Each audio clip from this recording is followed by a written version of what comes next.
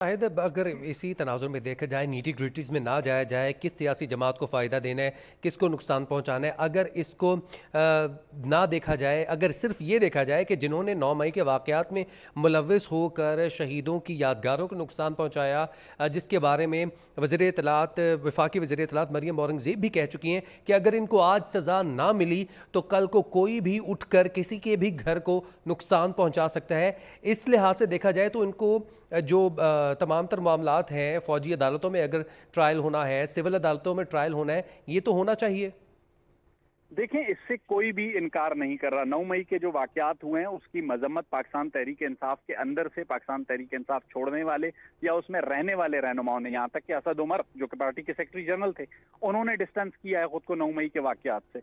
तो ये सबसे बड़ी मिसाल है। और इसके अलावा अवाम में एक रद्दमल पाया जाता है 9 मई के वाकयात के हवाले से। और सबसे अहम रिमार्क्स जो आज के केस में थे, जब एतजाज अहसन और सरदार लतीफ खोसा जजेस को इमोशनल करने की कोशिश कर रहे थे एक लम्हे पर, तो सरदार तारिक मसूद ने उन्हें याद दिलाया कि 73 से लेकर आज तक आइन मौजूद है, उसके बावजूद फौजी अदालतें भी चली हैं, सिविलियंस को सजाएं भी हुई हैं। उस वक्त आपको इंसानी हुकूक का ख्याल क्यों नहीं आया?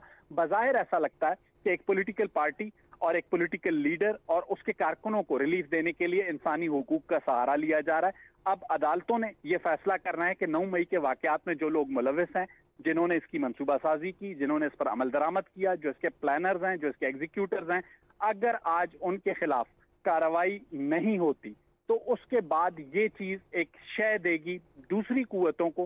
कल कोई भी आपकी आर्म फोर्सेस को, आपके शोहदा को उनकी तकरीम नहीं करेगा, जो कि एक अफसोसनाक बात होगी। लेकिन मामला चूंकि अदालत में है, हम उस पर राय नहीं दे सकते कि अदालत क्या फैसला देती है। लेकिन ये चीजें हैं जो अदालत के सामने भी होंगी। अब अदालत क्या फैसला देती है, ये बहुत अहम होगा। ठीक है, शायद आप हमारे साथ ही मौजूद रहिएगा, कुछ ताज़ा तरीन अपडेट्स आ रही हैं, मोहम्मद अवैस से भी जान लेते हैं। अवैस, बताइएगा क्या अपडेट्स आ रही हैं? समाअत जारी है, जजेस रिमार्क्स दे रहे हैं, अपडेट कीजिएगा आवाम को।